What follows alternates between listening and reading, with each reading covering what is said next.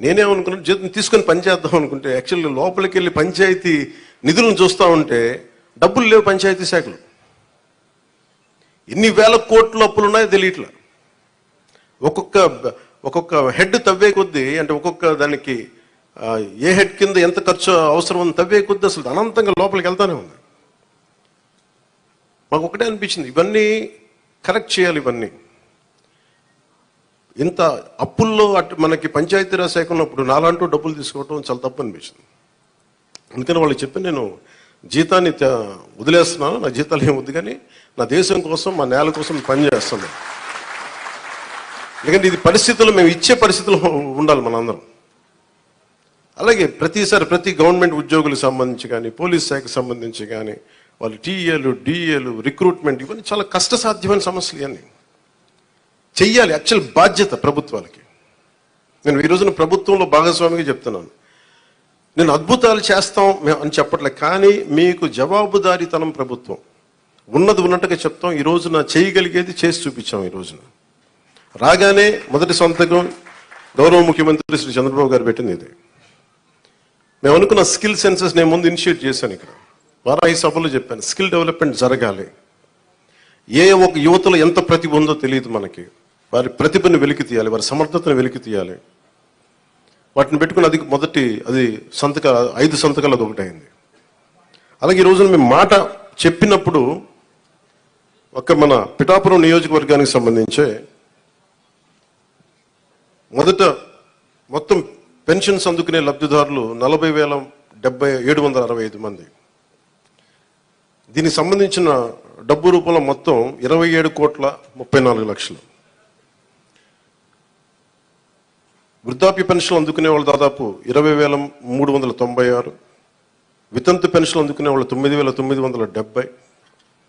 దివ్యాంగులు పెన్షన్ తీసుకుని 4,819. మత్స్యకారులు 1,498. చేనేత కార్మికులకు సంబంధించిన 997. కల్లుగీత కార్మికులు 619. డప్పు కళాకారులు 230. ఇలా కాకుండా అలాగే ట్రాన్స్జెండర్స్ కానీ, ఇందాక మీరు మాట్లాడుతూ ఉన్నారమ్మా, దీని గురించి మీరు ప్రత్యేకంగా మీకు మాట్లాడతాం మీ గురించి ప్లీజ్. కరెక్టే, ఇవన్నీ మీరు ఒక్కరోజు వినండి, మీరు ఆవేశపడకండి, కూర్చోండి, వినండి, దయచేసి వినాలి. మీరు జర్నలిస్టా, మీరు సంఘం నుంచి వచ్చారు? ఓకే, కూర్చోండి ప్లీజ్, కూర్చోండి. ముందు ఎక్కడో చోట ఒక అడుగు మొదలు పెట్టాం. తమరి పేరు మీ పేరు సార్? ఓకే, గోవిందరావు గారు. ఇది ఎక్కడో ఒక చోట మొదలు పెట్టాం, గుర్తుపెట్టుకోండి. ఇందాక కలెక్టర్ గారు కూడా అదే చెప్తున్నారు. ప్రతి ఆల్టర్నేట్ వీక్ నేను వచ్చి పిఠాపురంకి వచ్చి కూర్చుంటాను. అవి ఏవైతే ఉన్నాయో అవి ఇవ్వండి ఖచ్చితంగా. దీంట్లో కూడా చాలా ఛాలెంజెస్ ఉన్నాయి. గత ప్రభుత్వం కూడా అర్హత లేని వాళ్ళని పెట్టారని, అర్హత ఉన్న రకరకాల కామెంట్స్ ఉన్నాయి. వీటన్నిటికీ కలెక్టర్ గారు వీళ్ళందరూ సలహాలు ఇచ్చేది ఏంటంటే, కేంద్ర క్యాబినెట్కి ఇచ్చేవాళ్ళు, మనం రాష్ట్ర క్యాబినెట్కి చెప్పమంటుంది ఏంటంటే, ఒక రీసర్వే కూడా జరిగితే చాలా మంచిది దీని మీద.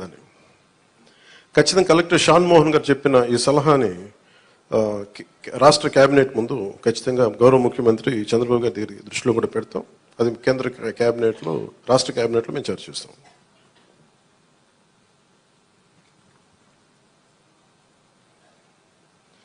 ప్రతి ఆల్టర్నేట్ వీక్ కలెక్టర్ గారు ప్రత్యేకించి వచ్చి ఏమైతే ఈ సమస్యలు ఉన్నాయో, గ్రీవెన్సెస్ ఉన్నాయో ఆయన మాట ఇచ్చారు. అంటే ఒక యువ కలెక్టర్ అంత ముందుకొచ్చి, నేను ప్రతి 2వ వారం వచ్చి కూర్చుంటానంత బిజీ షెడ్యూల్ నాకు తెలుసు. ఒక అడ్మినిస్ట్రేషన్ ఎంత కష్టమో నాకు తెలుసు. అలాంటి సమయంలో ఎవ్రీ ఆల్టర్నేట్ వచ్చి నేను ఇక్కడికి వచ్చి గ్రీవెన్సెస్ నేనే వ్యక్తిగతంగా చూస్తాను అన్నందుకు వారికి ప్రత్యేకంగా మోహన్ గారికి నా ప్రత్యేక కృతజ్ఞత.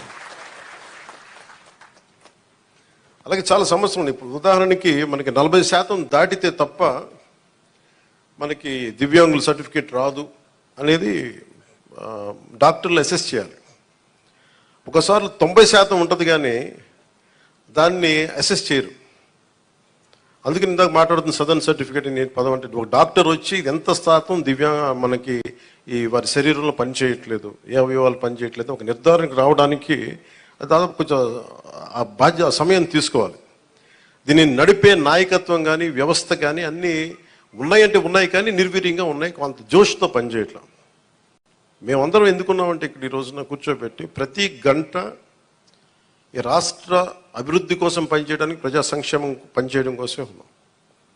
ఎందుకంటే మేము విజయయాత్రలు చేయడానికి నేను లేను ఇక్కడ. ముఖ్యంగా నాకు సంబంధించినంత వరకు నేను పిఠాపురానికి సంబంధించి పిఠాపురం నీటి సమస్య తీర్చాలి, ముందు కనీస రక్షిత మంచినీరు ఇవ్వగలగాలి, అట్లీస్ట్ ఒక ఎమ్మెల్యేగా నా కనీస బాధ్యత.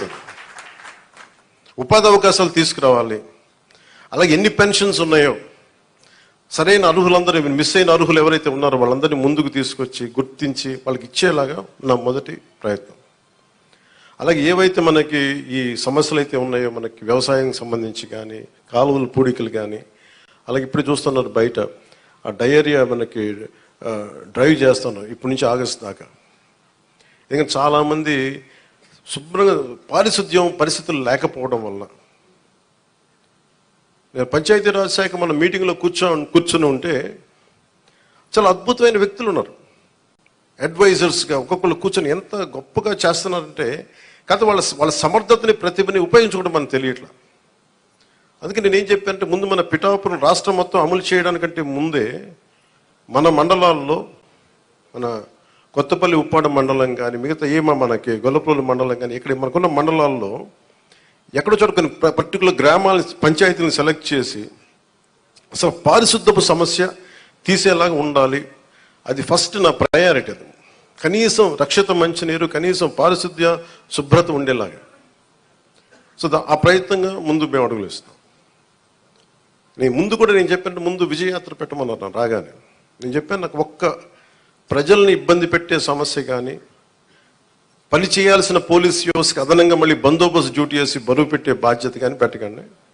వాళ్ళు పని చేయాలి, వాళ్ళు ప్రజల కోసం పని చేయాలి. ఎంతసేపు కూర్చోబెట్టి మన గత సంవత్సరాలుగా నలిగిపోయాం. ప్రతిసారి నేను రోడ్డు మీదకి వచ్చినప్పుడు ఎంత నలిగిపోతారో నాకు తెలుసు.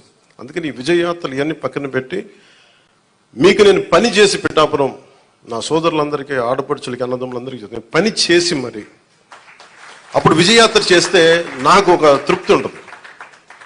గెలిచినందుకు నాకు ఆనందం లేదు, పని చేసి మీ మన్నన పొందిన తర్వాత నాకు అప్పుడు ఆనందం వస్తుంది. మీ మన్నన పొందే వరకు అప్పుడు నేను ఎమ్మెల్యే అప్పుడే ప్రకటించుకుంటాను. ఇప్పుడు మీరు అంటే నాకు నిజంగా నాకు హై స్టాండర్డ్స్ పెట్టుకుంటాను, నాకు చాలా హై స్టాండర్డ్స్ పెట్టుకుంటాను. నేను పని చేసే వరకు కొన్ని వదలను.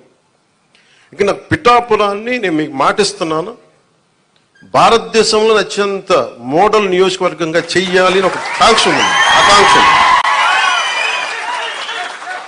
ఎందుకంటే పెద్ద పెద్ద పరిశ్రమలు రావాలి, ఇక్కడ కాలుష్యం లేని పరిశ్రమ ముఖ్యంగా రావాలి, అవన్నీ తీసుకురావాలి. ఇక్కడి నుంచి విదేశాలకు ఎవరికైనా ట్రైనింగ్ వెళ్ళాలంటే విదేశాలకు ఇక్కడ ట్రైనింగ్ ఇప్పించి రకరకాల వృత్తి కోర్సుల ద్వారా కొంతమంది పంపించాలి. ఇక్కడి నుంచి చాలా విభిన్నమైన ఎక్స్పర్ట్స్తో మాట్లాడుతాను, వాళ్ళందరికీ ఇక్కడికి రావాలి, తీసుకొస్తాను. అందుకే నేను ఈ రోజున కూడా చెప్పాను, ప్రజలకు అందుబాటులో ఉండండి. నా ఆఫీస్ కూడా చెప్పాను, ముందు నా సేఫ్టీ కోసం పోలీస్ మన సెక్యూరిటీ నామ్స్ ప్రకారం కంచె అవన్నీ తీసేసి ఉంచనివ్వండి, కానీ బట్ ప్రజల దగ్గరికి వచ్చేటప్పుడు మటుకు జస్ట్ ఎలాంటి అడ్డులు లేకుండా చూడండి. ఇదివరకు నేను జనవాణి కార్యక్రమం ఎలా చేశానో నాకు అంతే జనం అట్లాగే ఉండాలి. ఒకేసారి మీద పడితే కష్టం అవుతుంది, అంత మించి తప్ప నేను ఎప్పుడు మీకు అదే అందుబాటులో ఉంటాను, అలాగే ఉంటాను. అయితే నేను రాష్ట్రం మొత్తం చూడాలి కాబట్టి నాకు నేను మిమ్మల్ని కోరుకునేది ఏంటంటే, నా స్టాఫ్ ఉన్నారు, స్థానికంగా మన తెలుగుదేశం ఇన్ఛార్జ్ వర్మ గారు ఉన్నారు, కృష్ణరాజు గారు ఉన్నారు. ఇది ఒక్క పార్టీ ప్రభుత్వం కాదు, గుర్తుపెట్టుకుంది కూటమి ప్రభుత్వం, ఎన్డీఏ కూటమి ప్రభుత్వం. తెలుగుదేశం లీడ్ పార్ట్నర్గా జనసేన, భారతీయ జనతా పార్టీ కలిసి ఉన్న ఎన్డీఏ కూటమి ప్రభుత్వం. చంద్రబాబు గారి అపారమైన అనుభవం ఈ రాష్ట్రానికి చాలా అవసరం, నేను చాలా ప్రత్యేకించి చెప్పాను. ఈ రోజు నేను ఫస్ట్ ఆయన పెన్షన్లు ఇవ్వడం నాకు ఎందుకు ఆనందం అనిపించిందంటే, ఈ ఫైనాన్స్ జగ్యులరీని, ఈ ఆర్థిక అస్తవ్యస్తల్ని ఆయనదైన అనుభవంతోనే దాన్ని అందుకని మీకు ఫస్ట్ డే చెప్పిన రోజుకి పెన్షన్ ఇవ్వగలిగారంటే నెల రోజులు కూడా కాలేదు, అందరూ ఛార్జెస్ తీసుకొని. ఆయన అనుభవం వల్ల ఈ రోజున మీకు వెంటనే మీ చేతికి ఇలా వచ్చినాయి.